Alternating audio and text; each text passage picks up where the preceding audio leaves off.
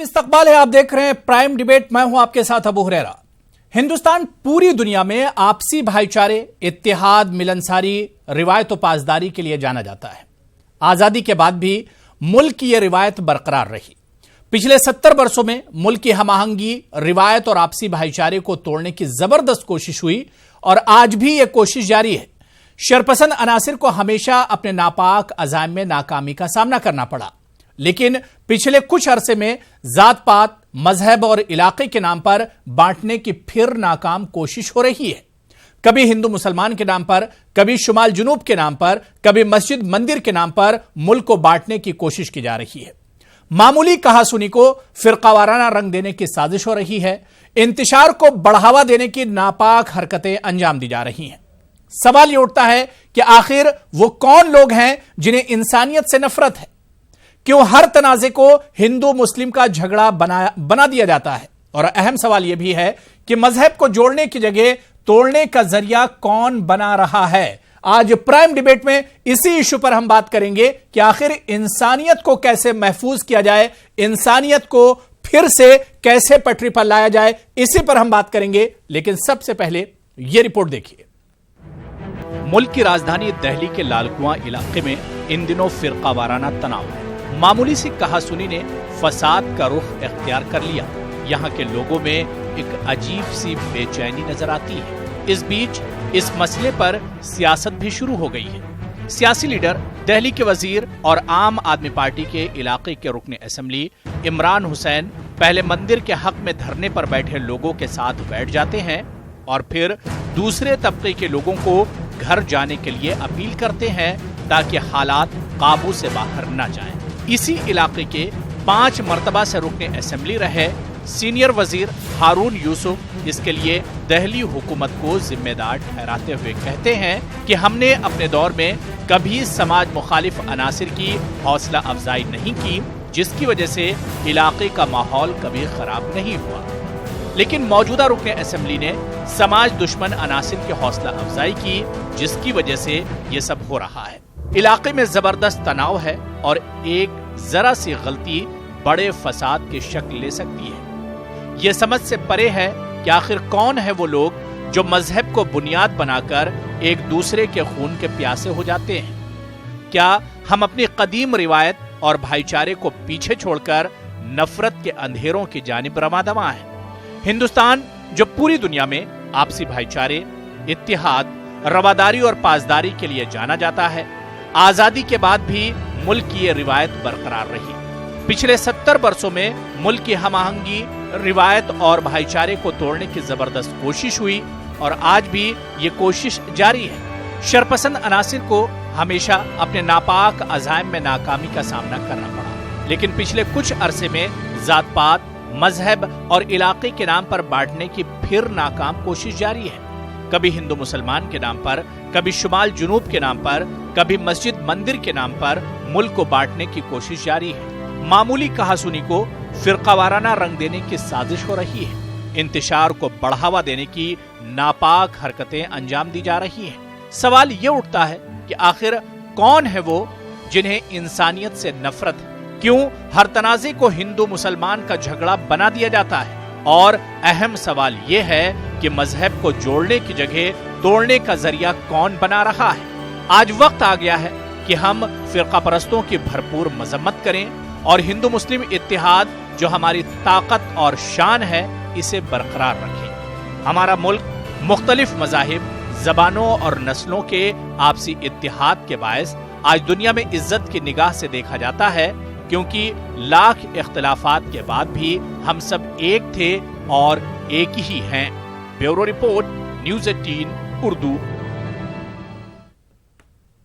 तो दिल्ली में जो कुछ हुआ वो तो हुआ, लेकिन सवाल यह उठता है कि एक मामूली सी कहासुनी, एक मामूली सी बातचीत और उसके बाद इस तरह का बड़ा झगड़ा या इस तरह की शक्ल इख्तियार कर लेना, आखिर ये माहौल क्यों बनता जा रहा है? समाज में ये जहर आखिर क्यों उघुलता जा रहा है? हालांकि अच्छी खबर यही है कि दिल्ली में जहां पर यह वाकया हुआ था, जहां पर यह वारदात हुई थी, अब खबर यही आ रही कि अब दोनों तबकों के दरमियान समझौता हो गया और अच्छी बात इसमें यह है कि सियासी जो हमारे रहनुमा हैं वही निकल कर आए हैं और उन लोगों ने लोगों में दोनों तबकों में समझौता करा दिया है, सुलह हो गई है एक तरह से। और अब अच्छी खबर यह भी आ रही कि कल से बाजार खुलेंगे, रौनक बढ़ेगी। लेकिन फिर भी सवाल कहीं ना कहीं इस तरह के वाकये छोड़ जाते हैं कि आखिर वो कौन लोग हैं जो समाज को बांटना चाह रहे हैं, समाज में नफरत का जहर घोलना चाह रहे हैं।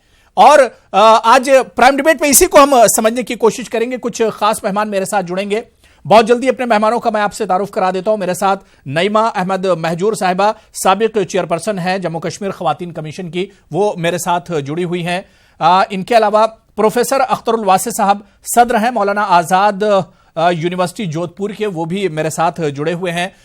इनके अलावा इशरत जमील साहब समाजी कारकुन हैं, वो भी मेरे साथ जुड़े हुए हैं। यासिर जिलानी साहब तर्जुमान हैं, स्पोक्सपर्सन हैं मुस्लिम राष्ट्रीय मंच के, वो भी मेरे साथ जुड़े हुए हैं। चक्रपाणी महाराज जी हिंदू महासभा के सदर हैं, आप भी मेरे साथ इस डिबेट में जुड़े हुए हैं। और कुछ देर में श्रीधर पाठक जी भी मेरे साथ इस डिबेट में जुड़ेंगे, साबिक IPS अफसर हैं, वो भी मेरे साथ इस डिबेट में रहेंगे। अपने तमाम मेहमानों का बहुत इस्तकबाल और वेलकम करता हूं। मैं सबसे पहले प्रोफेसर अख्तरुल वासी साहब आपसे ही शुरुआत करना चाहूंगा कि हम देख रहे हैं कि समाज में एक बड़ा बदलाव सा आ गया है। मामूली सी बात पर, मामूली सी कहा सुनी पर लोग एक दूसरे की जान लेने पर तुले हुए हैं। फिरकावाराना फसाद की शक्ल दे दी जाती है मामूली सी कहा सुनी को। आखिर हमारा समाज जा कहां रहा है अख्तरुल वासी साहब? नहीं, ये बहुत तशवीशनाक बात है और बहुत परेशानी की बात है और बहुत फिक्रमंदी की बात है। और मैं ये समझता हूँ कि ये हमारे मादरे वतन को न जाने किसकी नज़र लग गई है और हमें एक दफ़े फिर निकल के आना होगा और ये याद रखना होगा कि हम हिंदू हो, मुसलमान हो, सिख हो, ईसाई हो, यहूदी हो या पारसी हो, बहाई हो या जैनी और बुद्धिस्ट हो, सबको ये समझना चाहिए कि ये मुल्क जो है वो असल है। और एक बात जो हमारे तमाम रहने वालों को समझनी चाहिए वो ये कि लड़ने के लिए भी ज़मीन चाहिए। अगर पैरों के नीचे ज़मीन ही नहीं होगी तो लड़ेंगे कहाँ से?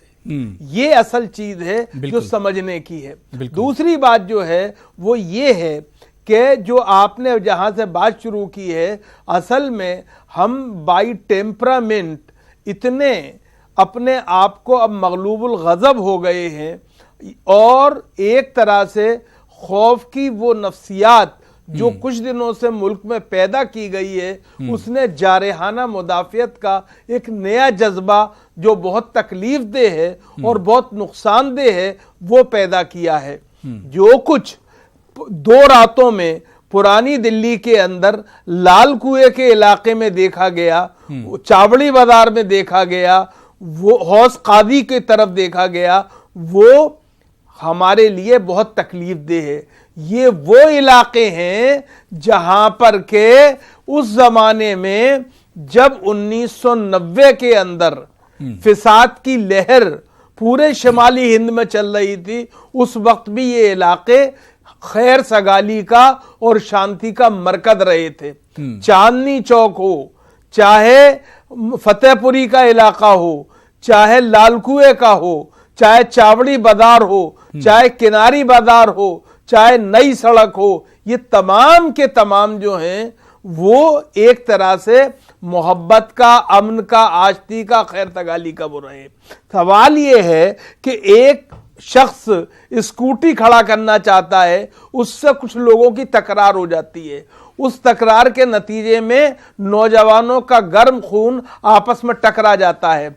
इसको फिरके वाराना रंग देना मेरे नजदीक सबसे शर्मनाक और तकलीफ दे बात है। ये तो कहिए कि खुदा भला करे दिल्ली पुलिस का कि जिसने बड़ी हिम्मत के साथ, जुर्रत के साथ लोगों को काबू में किया। मुबारकबाद के मुस्तहिक हैं, इसमें कोई शक नहीं है। चाहे इमरान हुसैन हो, चाहे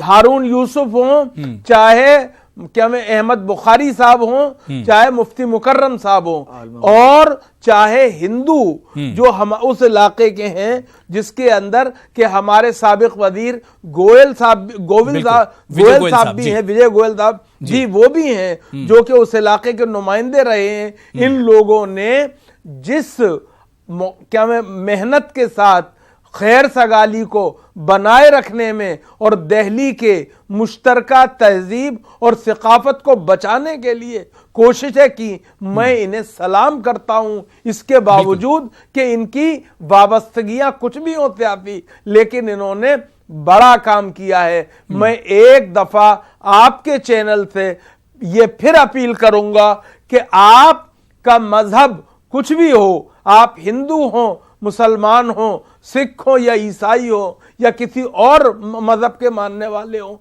लेकिन याद रखिए कि हम सब भारत मां की औलाद हैं। हम सब के लिए ये मादरे वतन है और हम सब इस मुल्क की आंखों, उन दो आंखों की तरह हैं जिनके अंदर के जिनकी रोशनी जो है उससे दुनिया में हमारी तस्वीर रोशन होती है। अगर हम बिल्कुल जाहिर सी बात है कि एक आंख को परेशानी हो तो दूसरी आंख से भी आंसू निकलते हैं। वैसे ही हिंदू और मुसलमान इस मुल्क में रहते हैं और रहना भी चाहिए। इसलिए आज जरूरी है, मैं एक बात और आखिरी कहना चाहता हूं कि हमारे मजहबी रहनुमाओं को, धर्म गुरुओं को आगे आना चाहिए और भारत मां जो है उसके गर्व और गौरव को, मान और सम्मान को बनाए रखने के लिए सबको मिलकर एक दफा एकजुट होकर क्या मैं आगे आना होगा और ये दुआ करनी होगी कि खुदा करे कि ये शबनम यूं ही बरसती रहे, जमी हमेशा लहू के लिए तरसती रहे। बहुत खूब। मैं यासिर जिलानी आपके पास आना चाहूंगा कि एक मामूली सा झगड़ा और उसे फिरकावाराना रंग दे दिया गया, उसे कम्युनल राइट की एक शक्ल दे दी गई। क्या वाकई में सियासत कहीं ना कहीं इसके पीछे हुई जो इस तरह के हालात बने?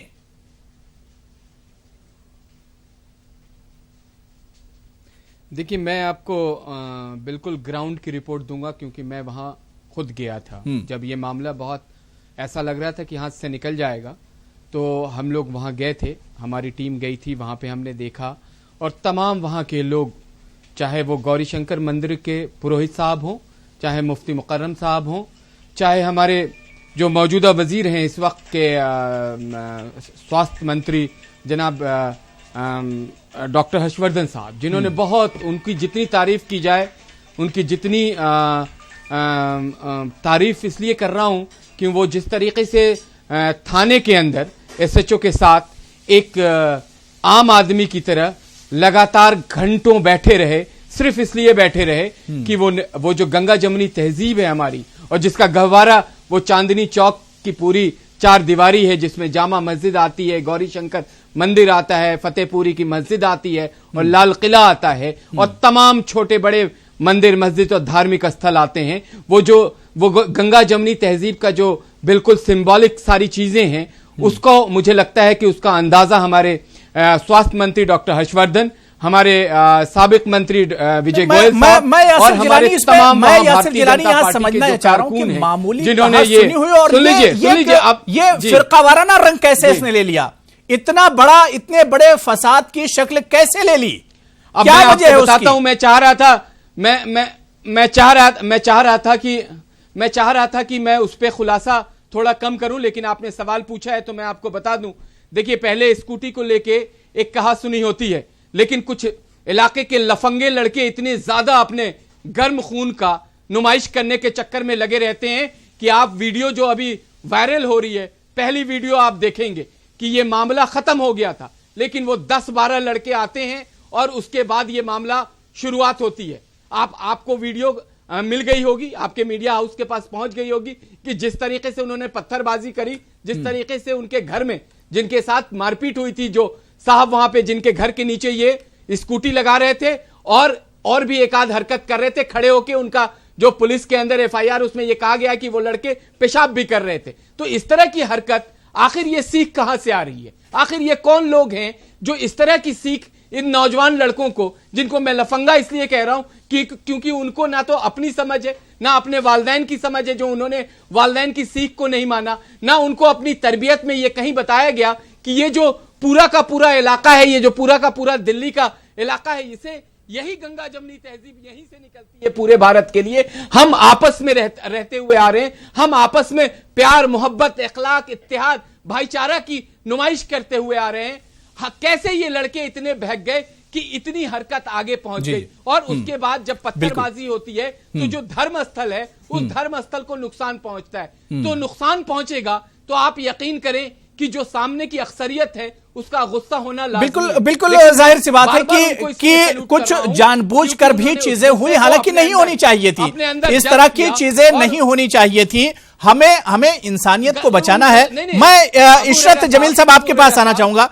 इशरत जमील साहब, क्या वाकई में 2-3 दिन जिस तरह का माहौल रहा, क्या इस पर पहले से भी काबू पाया जा सकता था? इस तरह के हालात पर काबू पाया जा सकता था? और वाकई में जिस तरह से अख्तरुल वासी साहब ने कहा कि वो लोग मुबारकबाद के काबिल हैं जिन्होंने समझौता कराया है, कल से बाजार खुल जाएंगे, फिर से सब शीरो शकर बनकर रहने लगेंगे, क्या वाकई में कुछ नासमझी की वजह से, कुछ गलत फहमियों की वजह से यह मामला इतना तूल पकड़ गया? देखिए, मैं आपको बताऊं, ये मामला कुछ था ही नहीं। और मैंने ये नोटिस किया है कि इस मामले में आउटसाइडर जितना इंटरफेरेंस हुआ है उतना ही मामला बढ़ा है, लेकिन इसको सुलझाने वाले ही लोकल लोग रहे हैं और बड़े दानिश्वर लोग रहे हैं। मैं आपके इस चैनल की मार्फत से मैं कहना चाहूंगा कि ये जो माहौल बिगड़ रहा है कि हमारे अंदर बर्दाश्तें नहीं रही, हम एक दूसरे की बात को बर्दाश्त नहीं कर सकते, यही मर्रा के पहले भी होते रहते थे, लेकिन इसको एक रंग दे दिया जाता है। मैं इस बदलते हुए माहौल में हर उस दानिश्वर, हर उस मुफक्किर, हर उस शख्स को जो इस डेमोक्रेसी को बचाना चाहता है, मैं उसको अपील करता हूं कि वो आए, अपने खोल में से निकले और ये दो कौमों के बीच जो खाइयां बन गई हैं इसको खत्म करने के लिए अमली कोशिश करे। सिर्फ लान तान देना, एक दूसरे को चिढ़ा देना, एक दूसरे को गाली देना, इसका इल्जाम उसके सर पे रख देना, इससे अब मुआशरा सुधरने वाला नहीं। नई नस्ल जो लगातार एक सोच का शिकार हो रही है, उसके लिए दोनों कम्युनिटीज को मेहनत करने की जरूरत है, और थोड़ी बहुत जरूरत नहीं, बहुत ज्यादा जरूरत है। मैं बताऊं आपको, अगर मैं आपसे नहीं मिलूंगा और मेरे खिलाफ आपके जहन में कोई बात भरता है तो आप उसको यकीन कर ले जाएंगे। इसी तरह मैं अपील करता हूं अपने मुस्लिम भाइयों से कि वो अपने हिंदू भाई दोस्तों से मिलें, उनको खाने पे बुलाया करें, उनके साथ बैठा करें, ताकि अगर कोई बुरा कहे कि भाई मुसलमान गंदा है या वैसा है, तो कहें कि नहीं, ये मेरे दोस्त हैं, मैं रोज बैठता हूं उनके साथ। तो ये खुद सवालात खुद खत्म हो जाएं। तो ये नई नस्ल जो अब जहर भर रही है अपने अंदर, वो इख्तिलात अगर बढ़ेगा, अगर मेल जुलाप बढ़ेगा, अगर आपस में रब्ते बढ़ेंगे तो ये जहर खत्म हो सकता है। लेकिन इसके लिए सबको काम करने की जरूरत है, सिर्फ कोसने की जरूरत नहीं है कि फला पार्टी ऐसी, फला पार्टी ऐसी। मैं कह रहा हूं जितने लोग अभी चुप हैं, जो नई मेहनत कर रहे हैं पॉजिटिव, वो ज्यादा मुजरिम हैं बजाय इसके कि जो लोग काम कर रहे हैं इसको जहर फैलाने के लिए। बिल्कुल चक्रपाणी महाराज जी, मैं आपके पास आना चाहूंगा। जिस तरह से इशरत जमील साहब ने कहा कि आपस करीब आने की जरूरत है और एक दूसरे को समझने की जरूरत है, जिस तरह से ये नफरत फैलाई जा रही है, समाज को बांटा जा रहा है, इसमें सिर्फ एक ही हथियार काम करेगा कि हम अपने हमवतन के साथ आएं, उसके मसाइल को समझें, और जब तक करीब नहीं आएंगे तो इस तरह की गलतफहमियां होती रहेंगी।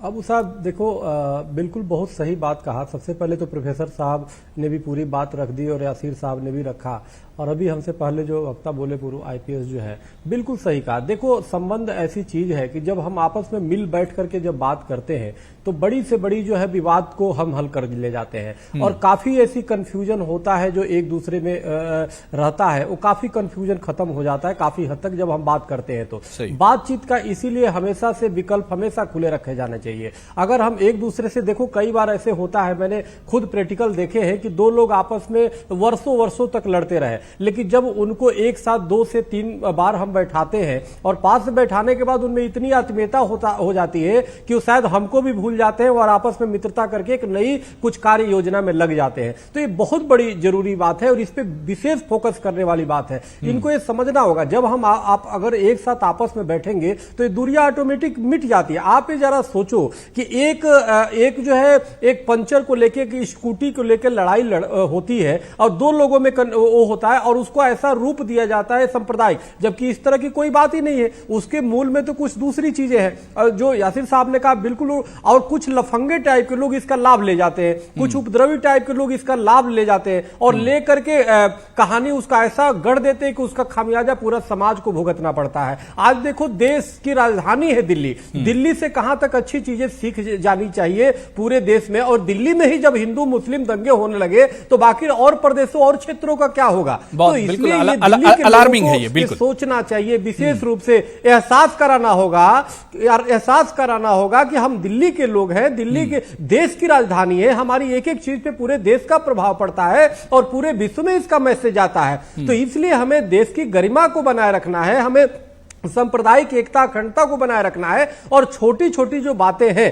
पहली बार प्रोफेसर साहब ने जो पहले वक्ता थे बिल्कुल सही कहा कि धार्मिक धर्म गुरुओं की भी जो एक बहुत बड़ी जिम्मेदारी बनती है, चाहे हिंदू धर्म गुरु हो, मुस्लिम धर्म गुरु, सभी लोग मिल करके बैठ के अपने समाज को एक साथ मिल करके उनको समझाए, उनको बात करे, उनको एक दूसरे के करीब लाने की बहुत जरूरत है। और आएंगे तो निश्चित रूप से खामियां दूर होगी और जो पॉलिटिकल या अनेक ऐसे लोग आकर के उसमें जो जहर घोलने का काम करते हो दूर होगा। और इसमें सबसे पहले तो मैं हर्षवर्धन जी को भी बधाई दूंगा कि जिस तरीके से वहां पे जाकर के और समस्या का समाधान किए। काश हर राजनीतिक पार्टियां इसी तरह से आने लगे तो कितनी अच्छी बात होगी। तो ये बहुत अच्छी बात है, लेकिन और पार्टियां काफी हद तक चुप है, मौन है, जो नहीं रहना चाहिए। इन सब चीजों में तुरंत जाकर जितना जल्दी हो सके इस आग को खत्म करने चाहिए, इस विवाद को समाप्त करने चाहिए और दूरिया को खत्म करने चाहिए। तो इसलिए ये किसी भी प्रकार का किसी का अहित न हो, कोई भी एक बच्चे का नुकसान होगा वो अपने समाज के बच्चे बिल्कुल जाहिर सी बात है कि इंसानियत का नुकसान होगा, हिंदुस्तान का नुकसान होगा।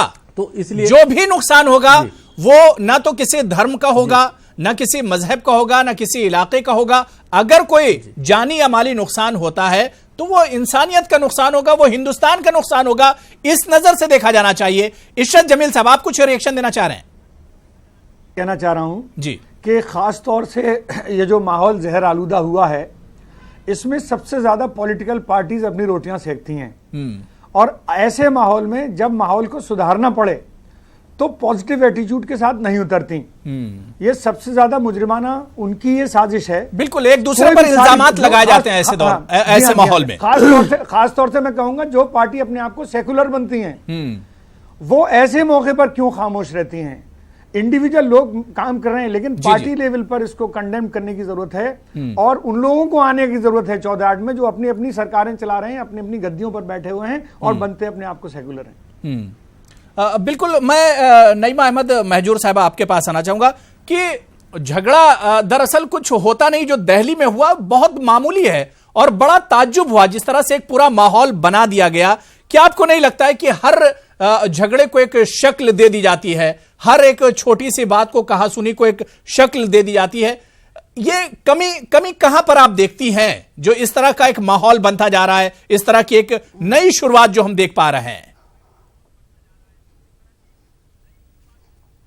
देखिए, मैं जाती तौर पे आपको बताना चाहूंगी कि जो कुछ भी पिछले 5-7 वर्षों में हिंदुस्तान में, हमारे मुल्क में हो रहा है, वो उसकी मेहरबानी जो है हमारे सियासतदानों की है, जिन्होंने इस तरह का माहौल बनाया है कि हिंदू मुसलमानों में एक तरह का जो तनाव पैदा किया है और एक दूसरे पे वो जो शकूक की फजा है उसको बढ़ावा दिया है कि हर कोई एक दूसरे को अब शक की निगाह से देखते हैं। अब ये छोटा मसला चांदनी चौक का, ये इतना बड़ा मसला तो था नहीं जिसको इतनी बड़ी हवा देने की जरूरत थी। मुझे लगता है कि हमारे मज़ाहिब में कोई प्रॉब्लम नहीं है, इस्लाम में कोई प्रॉब्लम नहीं है, हिंदुइज्म में कोई प्रॉब्लम नहीं है। दोनों मज़ाहिब एक दूसरे के साथ हमेशा से रहते आ रहे हैं और आराम से रह रहे थे, भाईचारे में रह रहे थे। लेकिन जो सियासतदान जो पिछले अरसे से जिनकी अब ये वोट बैंक पॉलिसी बनी है कि किस तरह से किसको लड़ाया जाए, कहां पे इलेक्शन आ रहा है, अगर दिल्ली में इलेक्शन आ रहा है, अगर हरियाणा में इलेक्शन आ रहा है, तो इसको किस तरह से आप एक माहौल क्रिएट करें, माहौल बनाएं ताकि एक फिरका वाराना जो यहाँ पे जो माहौल बना है और उसकी आड़ में जो वोट हम हासिल करते हैं। मुझे लगता है कि जो कल्चर ऑफ इम्प्यूनिटी जो है, अगर सियासतदान सीरियसली उस पर सोचें, और जो ये लोग करते हैं ये क्रिमिनल अनासिर है, जाहिर सी बात है, ये जराइम पेशा अपराध है। बिल्कुल, लेकिन नईमा अहमद महजूर साहिबा, यहाँ पर हमने देखा कि कुछ सियासत तो जरूर हुई, लेकिन एक जो अच्छी खबर आई कि सियासत से और पार्टी लेवल से ऊपर उठकर तमाम पार्टियों के जो लीडरान हैं वो साथ में और उन्होंने सुलह और समझौता कराया। ये एक अच्छी पहल यहां पर हुई है।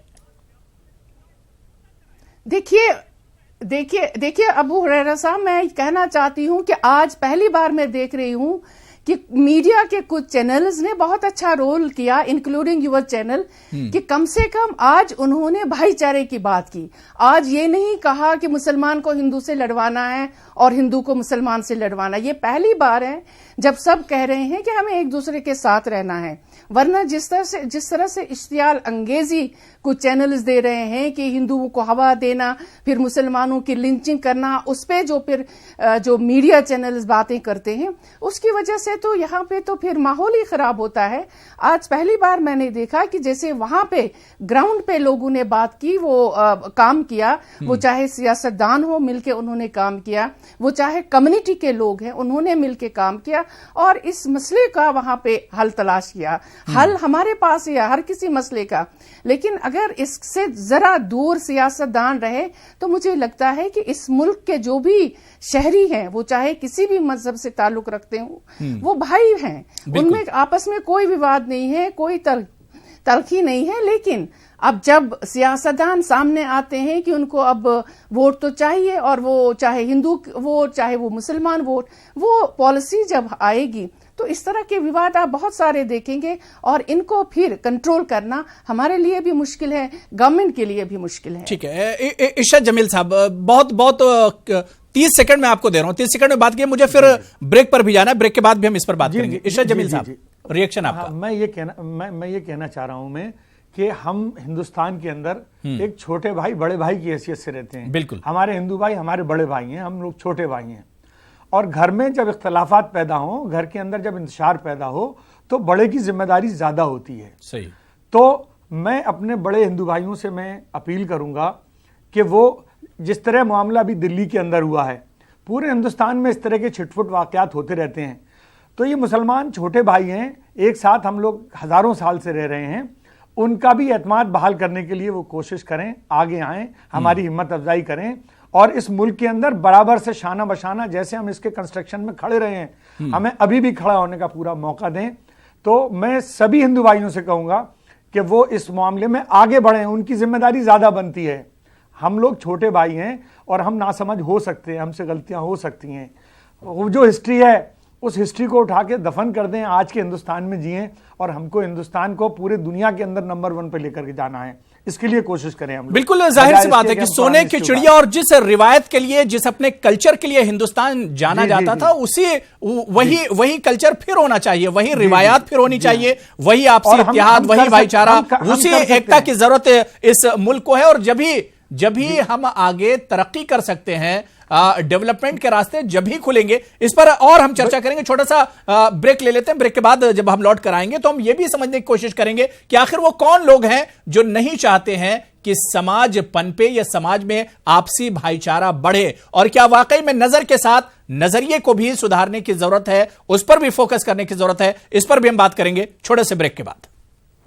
तो दिल्ली में जो तनाज़ा एक मामूली सी कहासुनी के बाद जो एक झगड़ा हुआ था, जो एक फसाद की शक्ल जिसने अख्तियार कर ली थी, वो झगड़ा तो एक तरह से खत्म हो गया, सुलह हो गई है, समझौता हो गया है। लेकिन एक मामूली कहासुनी के बाद जिस तरह से फिरकावाराना फसाद का रुख इख्तियार कर लिया था इस झगड़े ने, यह अपने पीछे बहुत से सवाल छोड़ गया है कि आखिर वो कौन लोग हैं जो समाज को बांटना चाह रहे हैं, जो समाज में एक जहर घोलना चाह रहे हैं, जो इंसानियत के दुश्मन हैं, जो मुल्क के दुश्मन हैं। आखिर ये कौन लोग हैं? आज प्राइम डिबेट पे हम इसी को समझने की कोशिश कर रहे हैं। कुछ खास मेहमान मेरे साथ जुड़े हुए हैं। मैं प्रोफेसर अख्तरुल वासी साहब ब्रेक के बाद आपके पास ही आना चाहूंगा कि अख्तरुल वासी साहब, पिछले कुछ सालों में, मैं यहां पर बिल्कुल साफ जहन के साथ कह रहा हूं, मैं यहां पर किसी पार्टी, किसी सरकार, किसी हुकूमत की तरफ मेरा निशाना नहीं है, लेकिन मैंने यह देखा है कि समाज में पिछले कुछ दिनों में किसी भी तनाजे पर लड़ाई झगड़ा हो जाए, वो खत्म हिंदू और मुसलमान पर होता है।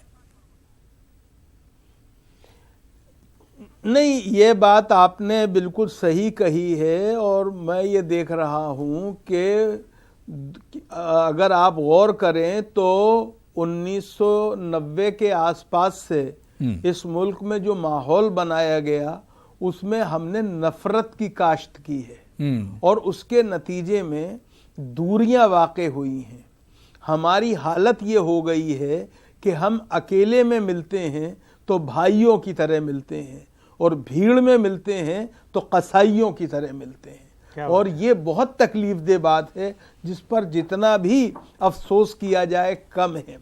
और हम ये भूल जाते हैं कि हमारे मुल्क की खूबी, हमारे मुल्क की अजमत, हमारे मुल्क का वक़ार सारी दुनिया में हमारी इस क्या में सोच की वजह से रहा है कि शक्ति भी, शांति भी भक्तों के गीत में है, धरती के वासियों की मुक्ति प्रीत में है। हमने प्रीत का रास्ता छोड़ा है और एक तरह से हमने पाप का रास्ता इख्तियार कर लिया है। मैं आपसे अपनी बात को आगे बढ़ाने से पहले एक बात जरूर अर्ज करना चाहता हूं। मैं आपके प्रोग्राम के हवाले से उन तमाम लोगों की मजम्मत करता हूं जिन्होंने एक इबादतगाह को नुकसान पहुंचाने की कोशिश की। बिल्कुल, मैं इसमें कोई मुझे तकल्लुफ नहीं है। और एक बात मैं और कहना चाहता हूं, मुल्क में जो माहौल अक़लियतों के बारे में बनाया गया है, जो कुछ हालिया वाक़यात हुए हैं, हमें उन पर तकलीफ है। हमारा दस्तूर और हमारी सिविल सोसाइटी हमारे साथ पूरी तरह से है, लेकिन हमें यह ख्याल रखना चाहिए कि जिस चीज पर हम तनकीद करते हैं, लोगों के जिस रवैये के हम खिलाफ हैं, जिस जुल्म और नाइंसाफी और तशद्दुद की हम मुखालफत करते हैं, उससे हमें भी गुरेज करना चाहिए। बिल्कुल, और ऐसा नहीं होने देना चाहिए। मुझे दिल्ली के इस वाक़े से एक बात की खुशी है, मैं उसको भी शेयर करना चाहता हूं, और मायूसियों के अंधेरे में वो उम्मीद की किरण है। और वो क्या है? वो ये कि डॉक्टर हर्षवर्धन हो, शाही इमाम अहमद बुखारी हो, विजय गोयल हो, इमरान हुसैन हो, या हमारे मतलब हारून यूसुफ हो, मुफ्ती मुकर्रम हो, गौरी शंकर मंदिर के पुरोहित हो, ये सारे लोग एक साथ जिनका सब मिलकर जिनका ताल्लुक सियासत से हो या मजहब से हो, वो सब एक साथ आए और उन्होंने दिल्ली के उस क्या मैं मोहब्बत के कल्चर को बचा लिया जिसके लिए दिल्ली जानी जाती है। दिल्ली हिंदुस्तान का दिल है। चक्रपाणी महाराज यहां बैठे हुए हैं। मैं इनके हवाले से एक बात कहना चाहता हूं, हिंदू महासभा का जो इतिहास है उसमें दिल्ली को सिर्फ इस बात का शरफ और श्रेय जाता है कि जब दिल्ली में हिंदू महासभा का इजलास हुआ तो उसकी जो स्वागत समिति थी, इस्तकबालिया कमेटी थी, उसका हिंदू महासभा की पूरी तारीख में जो पहला सदर बनाया गया वो हकीम अजमल खां थे, जो दिल्ली वाले थे। तो हमारी दिल्ली जो है वो है कि जहां पर हिंदू महासभा भी अपना इजलास करती थी तो उसका सदर इस्तकबालिया का एक मुसलमान को बनाती थी। मुझे खुशी है कि यही मंजर हमें इस दफा फिर देखने को मिला है। अब आपने जो बात कही उसे मुख्तसरन मैं ये कहना चाहता हूं कि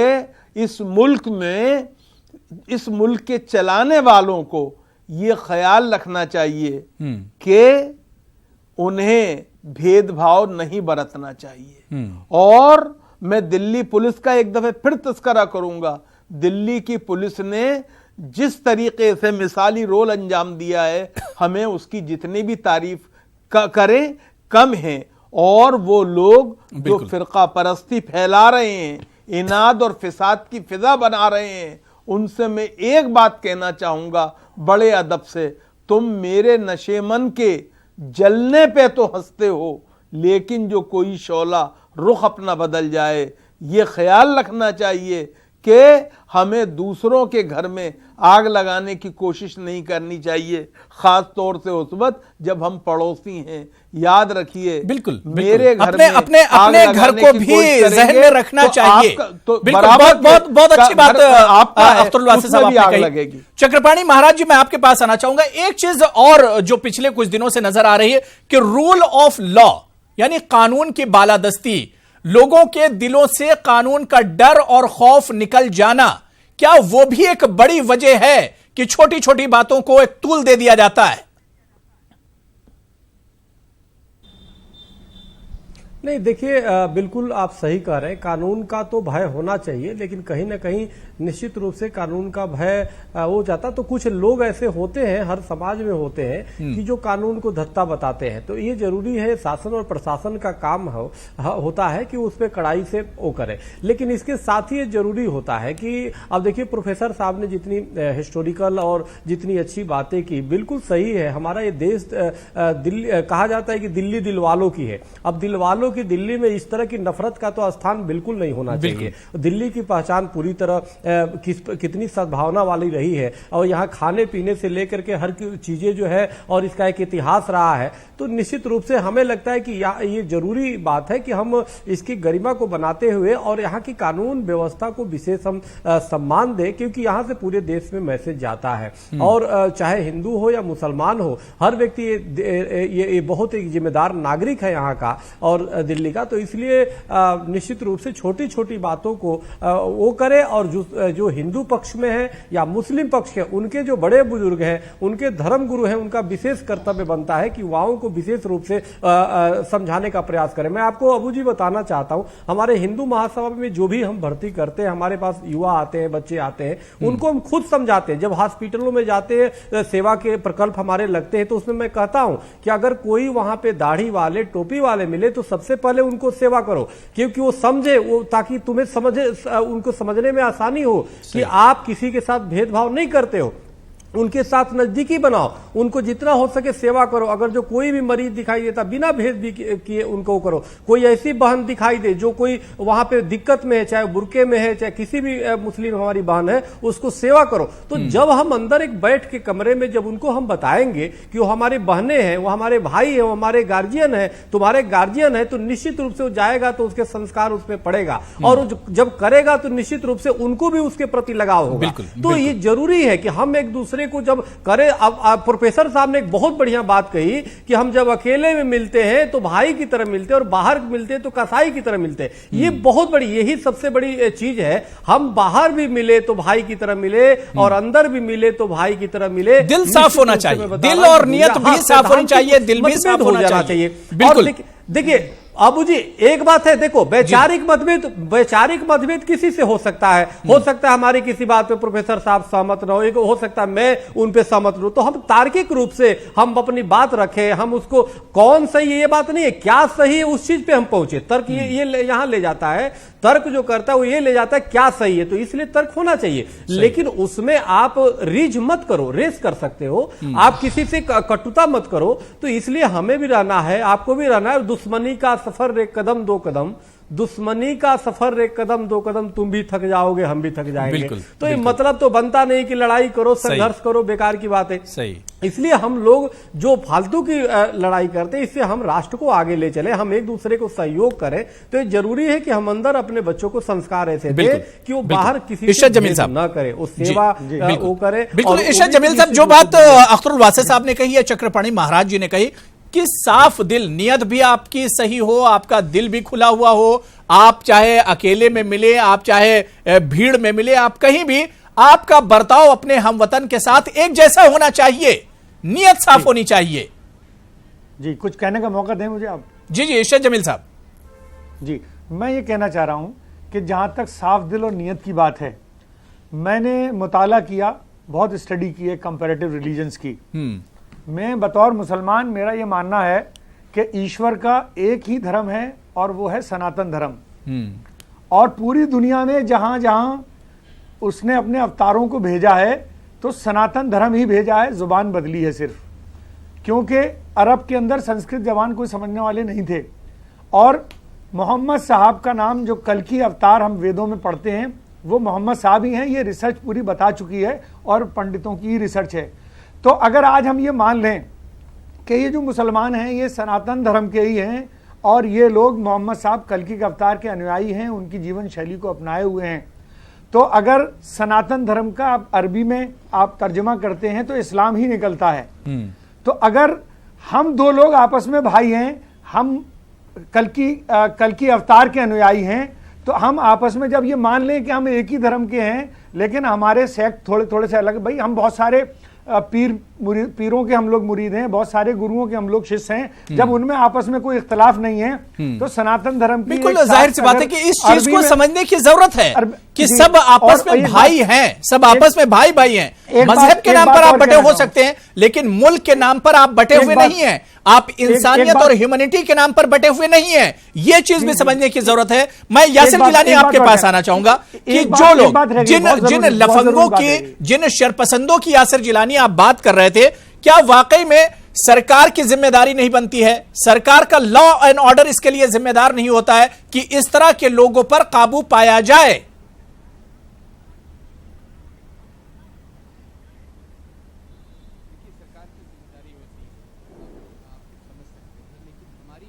जिम्मेदारी बनती है।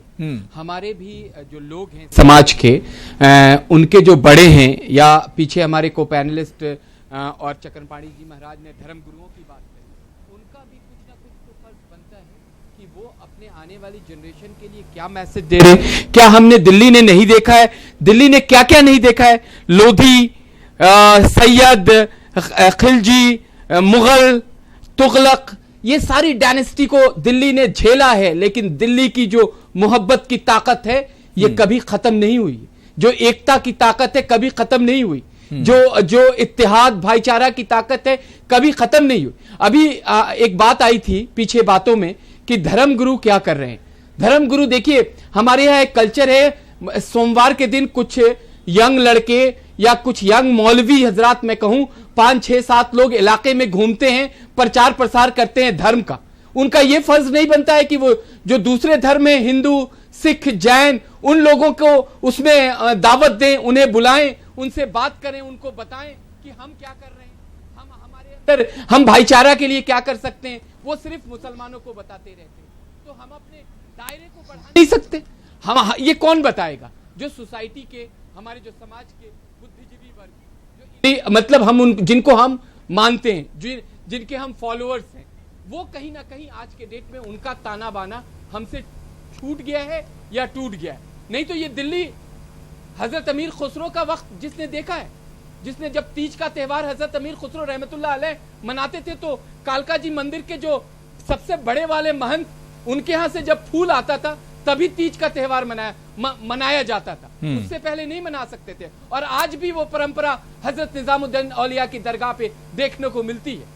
वो जो गंगा जमनी की तहजीब है, वो जो हिंदू मुसलमान की भाईचारा है, वो मुझे 1000 साल से अभी तक वो परंपरा बिल्कुल बिल्कुल। और यासिर जिलानी जो मिसाल हमको दिल्ली में देखने को मिली लालकुआं वाकये में, लेकिन ऐसे ही सारी पार्टियों को निकल कर आना होगा। सियासत से परे, सियासत से ऊपर उठकर, पार्टी लेवल से ऊपर उठकर आपको ऐसे ही निकल कर आना होगा, तभी बात बनेगी। मेरा एक सवाल है,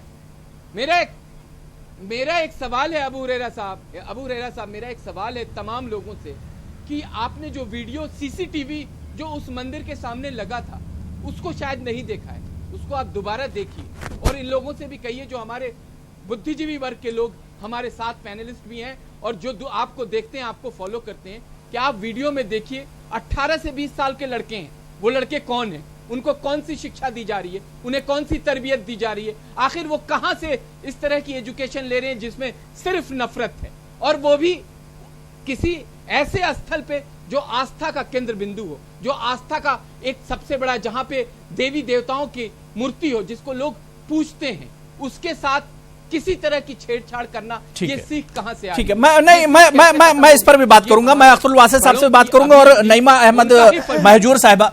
महजूर जी, जिस तालीम की बात यहां पर यासिर जिलानी साहब कर रहे हैं कि जो बच्चे जो राह से भटके हुए हैं, क्या ये आखिर कहां से आ गए? ये नफरत फैलाने के लिए आखिर कहां से पैदा हुए और कहां से आ गए? लेकिन मेरा सवाल यह भी उठता है कि जिस तरह से पिछले कुछ दिनों में जो हमारी एजुकेशन जो पॉलिसी है उसमें बहुत रद्दोबदल किए गए हैं, क्या ये भी उसकी एक वजह हो सकती है कि हमारी जो मुश्तरका तहजीब हुआ करती थी, हमारा जो कल्चर हुआ करता था, उसे एक तरह से इसे हटाया गया नई एजुकेशन पॉलिसी से? क्या ये भी एक उसकी वजह है? बहुत सारी वजूहात हैं, जैसा कि अभी जफरयाब जिलानी साहब कह रहे थे कि जो वीडियो आज वायरल यासिर जिलानी लेकिन जब हमने तबरेज अंसारी की वीडियो भी देखी तो उस वक्त यासिर जिलानी जी तो उस वक्त भी हमारी आंखों से आंसू निकल गए कि ये क्या इस मुल्क में हो रहा है, किस तरह एक बच्चे को, मासूम लड़के को मारा पीटा जा रहा है। देखिए, हमारे बच्चों का कोई कसूर नहीं है कि उनको हम गलत एजुकेशन, वजीर आजम ने भी देश के जो एजुकेशन उसकी मजम्मत करी है उसकी वजह से आप जो एक पॉलिसी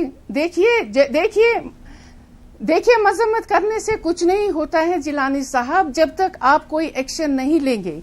अगर आज इन लड़कों ने चांदनी चौक में कोई इस तरह का हंगामा खड़ा किया मोहतरमा एक्शन लिया गया है, सबके सब जेल हैं, उनको भी सजा मिलनी जेल में है, पुलिस सस्पेंड है, वहां के जितने भी मुलजिम हैं वो या तो फरार हैं या जेल में हैं। वही यासिर साहब देखिए, सुन लीजिए, ठीक है, मैं जो हमारे जमील से मैं आ रहा हूं, महजूर जी बात पूरी कर लें। जो 2018 में एक सेकंड जी जो 2018 में जितने सारे केसेस हुए हैं, चाहे वो लिंचिंग है, चाहे वो हैरेसमेंट के हैं, किसी भी तबके से जो लोग ताल्लुक रखते हैं, आप उनको सजा दीजिए। ये मॉब मेंटेलिटी जो है, इस पे कंट्रोल तभी पाया जा सकता है जब इन लोगों को सजा मिलेगी। अगर आप समझते हैं कि इसका टैसिट अप्रूवल कहीं से है और लोग तो करेंगे, आप बच्चों को इसमें दोषी मत ठहराइए। और एजुकेशन पॉलिसी जो आप एक माइंडसेट बनाने की कोशिश कर रहे हैं, उसको भी देख लीजिए कि अगर यहाँ पे अकलियत भी रहती है, उनका भी आपको ख्याल रखना चाहिए। या तो आप साफ कह दीजिए उनसे कि हमारे ये शराइत हैं, आपको इन शराइत के तहत हमारे साथ रहना है। हमेशा जो अक्सरियत करती है, अकलियत हमेशा उसको फॉलो करती है, और ये reaction, action, reaction, chain reaction, ये सारा उसी का सिलसिला होता है। और हमें चाहिए हम माहौल देखें और अपने सियासतदानों को कहें कि हम पे इतनी सारी मेहरबानियां मत करें कि लोगों को मत लड़ाएं, कत्ल गारत गरी पे आप यकीन न रखें, और लोगों को जिंदा रहने दें, और खास तौर से अकलियत को जिंदा रहने दें जो इस वक्त खौफ के माहौल में रह रहे हैं, जो हर तरह समझ रहे हैं कि हमारे खिलाफ कोई साजिश हो रही है। उनकी कॉन्फिडेंस रेस्टोर करने के लिए कम से कम उन क्रिमिनल्स को सजा दीजिए जिन्होंने इस तरह का माहौल यहाँ पे खड़ा किया है, और जिसकी वजह से बिल्कुल जाहिर सी बात है कि सख्त कदम जब तक नहीं उठाया जाएगा, इस तरह के हालात बार बार बनते रहेंगे। अख्तरुल वासिफ साहब, जो सवाल मैंने नईमा अहमद महजूर साहिबा से किया था कि जिस तरह से हम देखते थे कि हमारी जो मुश्तरका तहजीब थी, जो हमारे बच्चों को पढ़ाई जाती थी, जो खुद हमने पढ़ी है, क्या वाकई में जो नई एजुकेशन पॉलिसी जो सरकार तरतीब दे रही, जो लेकर आ रही, क्या उसमें इस चीज की कमी है और कहीं ना कहीं उसका खामियाजा इस शक्ल में हम भुगत रहे हैं? देखिए, बात जो है, मैं आपकी बात का जवाब देने से पहले यासिर जिलानी साहब से एक बात बड़े अदब से अर्ज करना चाहता हूं कि मैंने अपने पिछले उसमें इंटरवेंशन में पूरी तरह से मजम्मत की उन लोगों की जिन्होंने के किसी इबादत गाह को नुकसान पहुंचाया। बिल्कुल, मैं इस सिलसिले में कोई लफ्ज़ों को चबाता नहीं हूं, और लेकिन एक बात का ख्याल रखना चाहिए कि मैंने ऐसा क्यों किया। इसलिए किया कि मेरे नज़दीक एक गुनाह जस्टिफाई नहीं करता है दूसरे गुनाह को, लेकिन ये बात भी अपनी जगह हकीकत है कि इस मुल्क में जो माहौल बनाने की कोशिश की गई है, और मुल्क में नहीं, जो सबसे बड़ी बात हमने देखने को मिली, जो कानून का मंदिर था उसमें कानून साजी के बजाय नारेबाजियां हो रही थी, वो भी हमारे लिए कोई अच्छी खुशाइंद बात नहीं है। दूसरी बात जो मुझे कहनी है वो ये कि तालीम के निज़ाम के साथ कोई ऐसा खिलवाड़ नहीं होना चाहिए जिसमें के मुल्क की जो साझी संस्कृति है, मुश्तरका तहजीब है, उस पर कोई हरफ आए। हमें याद रखना चाहिए कि इस मुल्क में जो कुछ एक हुआ है अच्छाई और बुराई का हर जमाने के अंदर, उसको दूध का दूध और पानी का पानी होना चाहिए। हमें ये नहीं भूलना चाहिए कि इस मुल्क की जो तारीख है वो नफरत की तारीख नहीं है, मोहब्बत की तारीख। बिल्कुल बिल्कुल। हमें ये नहीं भूलना चाहिए कि हम अगर अभी ये कहें कि आप हमें नफरत के व्यापारियों के आदि काल से आज तक नाम बताइए तो आपको सोचना पड़ेगा। लेकिन अगर मोहब्बत के प्रतीक और नुमाइंदों की बात हम करना चाहेंगे तो फौरन हम आपको एक जबान में रबा दबा तरीके से हजारों नाम गिना देंगे जिन्होंने के हिंदुस्तान को जोड़े रखा, हिंदुस्तान को तोड़ने की कोशिश नहीं की। मैं ये समझता हूं, मैं ब्रिजवासी हूं, इस पे मुझे फख्र है, मैं ब्रिजवासी होने पे फख्र करता हूं, लेकिन मेरे और दूसरों के सोचने में फर्क हो सकता है और ये फर्क कोई बुरी चीज नहीं है। ठीक है, यासिर जिलानी कुछ रिएक्शन आप देना चाह रहे हैं? नहीं, मैं उन्हें उनसे अभी एक मिनट सुन लेंगे हम। जी, बात पूरी कर लीजिए। वो नौजवान है, हमें उनकी बात सुननी चाहिए। लेकिन मैं सिर्फ एक बात अर्ज कर रहा हूं कि मेरी एक गुजारिश है और वो गुजारिश गालिब के लफ्जों में है। वो क्या है कि है रंगे लालो गुलो नसरी जुदा जुदा, हर रंग में बहार का इस बात चाहिए। बहुत अच्छा, ये मुझे अर्ज करना है। बहुत अच्छा। यासिर जिलानी छत्तीसगढ़ में दे रहा हूं मैं। इशरत साहब आ रहा हूं। जी यासिर जिलानी। देखिए मैं एक बात क्लियर कर दूं।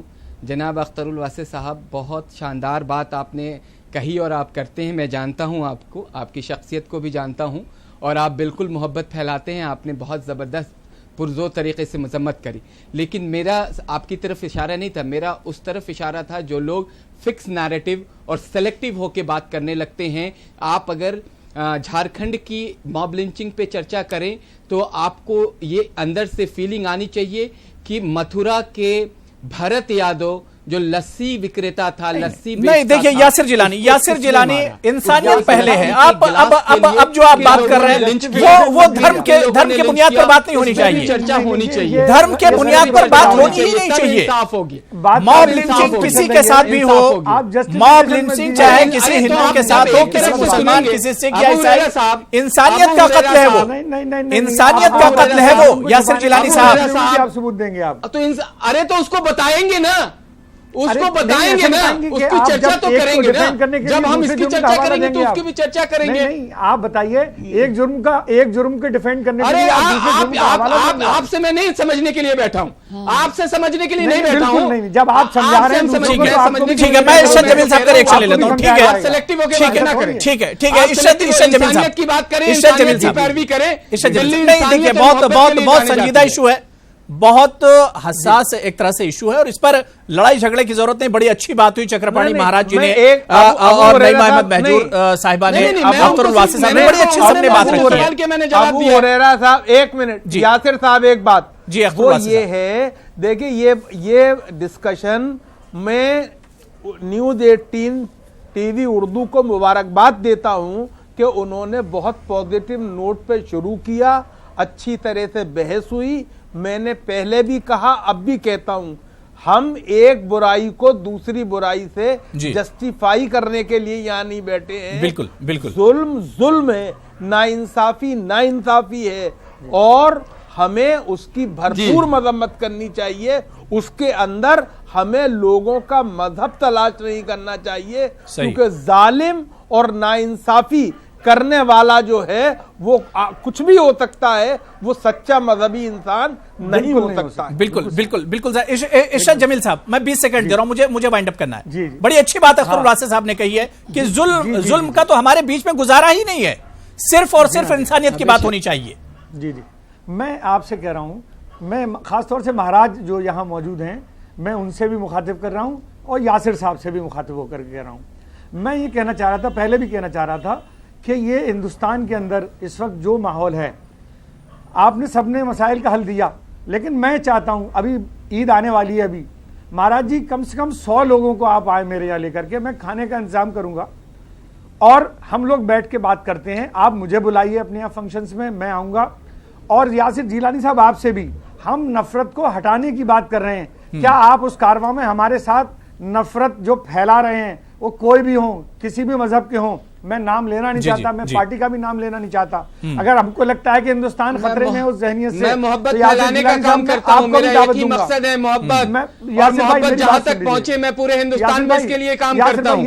आप हमारे पास आइए, बिल्कुल। देखिए, बड़ी अच्छी बात अख्तरुल वासिफ साहब ने कही थी, और जो बात इशरत जमील साहब कह रहे हैं कि सिर्फ मोहब्बत फैलाने की बात होनी चाहिए, जहां नफरत की बात हो वहां दीवार बन के खड़े हो जाना चाहिए। सिर्फ इंसानियत की बात होनी चाहिए, इंसानियत को कैसे बचाया जाए, नफरत को किस तरह से खत्म किया जाए, इसी पर सिर्फ बात होनी चाहिए। और आज जो बातें हुई हैं, मुझे उम्मीद है कि न्यूज़ 18 उर्दू के जरिए पूरे मुल्क और मुल्क से बाहर भी एक अच्छा पैगाम गया होगा, जो हमारे पैनलिस्ट ने तमाम बातें रखी हैं। बहुत बहुत शुक्रिया अख्तरुल वासिफ साहब हमारे साथ जुड़ने के लिए। चक्रपाणी महाराज जी, आपका भी बहुत बहुत शुक्रिया।